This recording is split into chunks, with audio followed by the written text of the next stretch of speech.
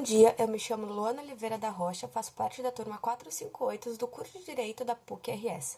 Hoje irei falar sobre o modelo constitucional do processo civil com enfoque no direito à isonomia.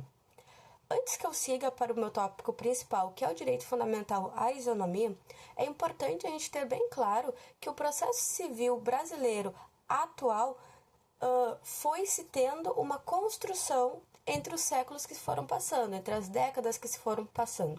O que eu gostaria de dizer com isso? Que é importante destacar que atualmente o conceito e a estrutura de processo civil brasileiro foi e é modificado de tempos em tempos. Analisando as fases metodológicas do processo civil, a gente consegue entender de uma maneira muito mais clara isso, visto que no praxismo, que é uma das fases metodológicas do processo civil, uma das primeiras, se não a primeira fase, o processo civil em si ele nem existia. A terminologia processo civil e toda a matéria processual civil, ele era taxado como nada, era apenas o direito material. Dessa forma, é muito importante a gente entender que o direito fundamental do processo civil é uma coisa consideravelmente nova. Por que consideravelmente? Porque antes do CPC de 2015, já se viam trabalhando algum desses conceitos. Porém, não foram trabalhados suficientemente para se taxar exatamente o que é um direito fundamental do processo civil. Dessa forma, foi a partir da Constituição de 1988, a qual foi um grito de liberdade, a qual conseguiu de fato estabelecer direitos fundamentais do processo, que hoje em dia muitos dos mecanismos que temos hoje são realmente usados, apreciados e protegidos pelos nossos legisladores. Como eu posso explicar isso de uma maneira mais simples? Pegando, todas as constituições, já tivemos outros códigos de processo civil anterior ao de 2015. E será que esses códigos anteriores eram redigidos e visavam os mesmos direitos que estão sendo protegidos no CPC de 2015?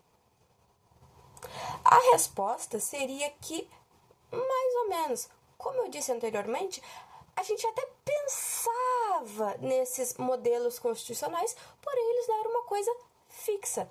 Foi apenas a partir da Constituição de 88 que se estabeleceu: não, somos um Estado democrático de direito e visamos a proteção de todos os nossos cidadãos estrangeiros e pessoas residentes no nosso país. Dessa forma, a gente começa a falar aí sim do direito à isonomia, que ela não é uma coisa una. O que é o direito da isonomia? Quando a gente fala desse direito fundamental, a gente tem que analisar de duas vertentes. Porque a gente tem uma que fala sobre a estrutura. O que seria isso? O que é o direito fundamental à isonomia na estrutura do processo? É basicamente assim: nenhuma das partes pode ter benefício perante uma outra. Nem eu, que sou autora, posso exigir mais do que eu devo do réu, e nem o réu pode se abster de satisfazer o meu direito violado, se realmente existir um direito violado. Então, eu não posso, por ter uma condição social melhor ou por ter conhecimentos a mais, eu não posso me valer disso para, entre aspas, passar por cima da outra parte, seja ela qual for. Então, a gente começa a entender que os órgãos julgadores, eles vêm com o objetivo de fornecer igualdade no processo, sem que nenhuma das partes seja beneficiada, até porque, inclusive, o trabalho do julgador, o trabalho do juiz é julgar perante o fato concreto, perante os fatos apresentados, e não advogar para uma das partes. O juiz não pode chegar lá e falar: não, mas é que o fulaninho tem mais direitos, assim, eu concordo mais com ele, então eu irei mexer para que o direito dele seja atendido. Não funciona assim. Ele é um juiz natural, ele tem que ser imparcial. Ele tem que haver imparcialidade quando ele for julgar algum caso. Então, a gente começa a entender a necessidade de equiparar processualmente os materialmente desiguais. O que isso quer dizer? Há uma frase muito antiga, que não me recordo agora de quem é, que fala: devemos tratar os iguais igualmente e os desiguais conforme as suas desigualdades. Eu não posso querer em um processo com uma parte que seja mais favorecida em âmbitos sociais, econômicos, financeiros, tenha exatamente os mesmos critérios de uma parte vulnerável. Isso se torna inviável e isso vai contra o que prevê a Constituição, que toda e qualquer pessoa tem o direito de bater às portas do judiciário. Então, vamos supor, eu sou um bilionário, estou entrando com uma ação contra o seu João da esquina.